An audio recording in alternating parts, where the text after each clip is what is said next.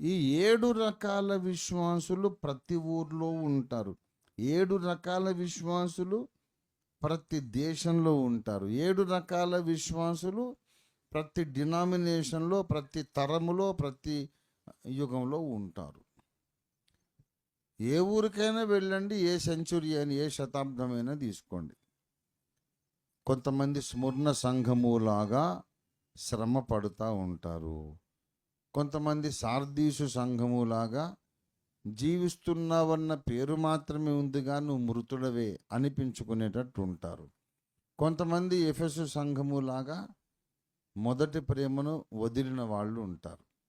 ఇట్లా ఇప్పుడు మన సంఘంలో కూడా కొంతమంది స్మరణ అనుభవంలో ఉండొచ్చు.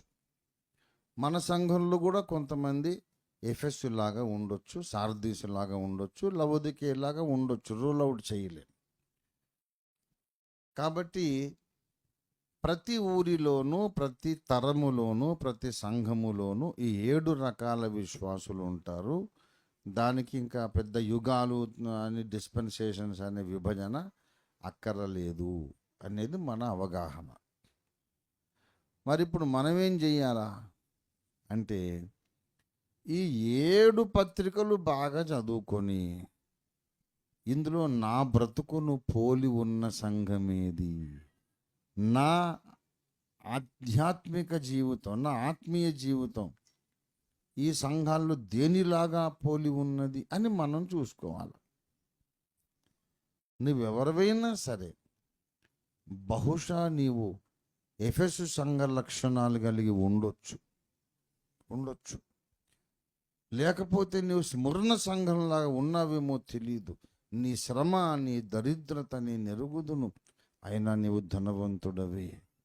మరణ పర్యంతం నమ్మకంగా ఉండు, ప్రాణాపాయం వచ్చినా నమ్మకంగా ఉండు. స్మరణ సంఘమా అంటున్నాడు. అలాంటి వ్యక్తిగా నువ్వు ఉన్నావేమో తెలియదు, కాదని చెప్పలేవు. నీ మనస్సాక్షి నీకు చెప్తుంది. నీవు ఒకవేళ సార్దీసు సంఘంలాగా ఉన్నావేమో,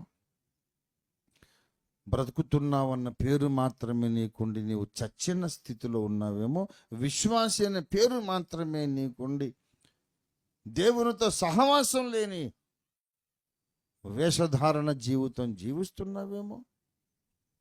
నీవే చూసుకోవాలి, నేను చెప్పలేను. నా సంగతి నువ్వు తీర్పు తీర్చలేవు, నీ సంగతి నేను తీర్పు తీర్చలేను. ఒకవేళ నీవు లవోదికే సంఘంలాగా ఉన్నావా, ఉండొచ్చు. ధనవృద్ధి చేసి ఉన్నాను, నాకేమీ కొదవలేదు, నాకేం తక్కువ అనుకుంటున్నావా? బాగా ధనవృద్ధి చేసి ఆధ్యాత్మికంగా దివాళా తీసావా?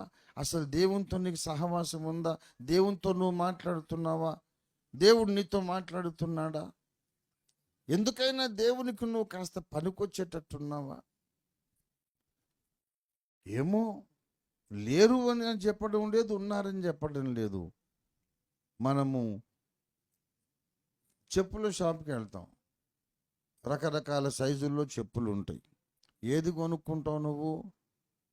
అన్నిట్లో నీ కాలు పెట్టి చూస్తావు, ఏది కరెక్ట్ సైజు ఉంటే అది తెచ్చుకుంటావు, అవునా?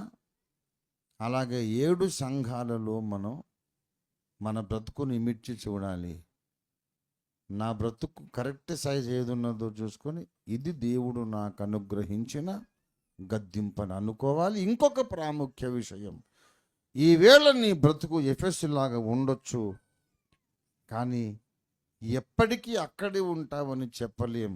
దుష్టుడు నీ మీద దాడి చేసి నిన్ను లవోదికయ ఘట్టంలోకి తీసుకురావచ్చు, చెప్పలేం. ఈవేళ నీవు ఎఫెసు సంఘము అనే స్థితి నుండి సార్దీసులోకి పడిపోయే అవకాశం ఉంది, జాగ్రత్త పడాలి. ఒకవేళ సార్దీసు సంఘములాగా జీవించుచున్నావన్న పేరు మాత్రమే నీకున్నది, నువ్వు మృతుడవు అనే అనుభవంలో నువ్వు ఉంటే, నువ్వు మారు మనసు పొందే అవకాశం ఉంది. సార్దీసు సంఘమా మారు మనసు పొందు అని చెప్పాడు ఆయన.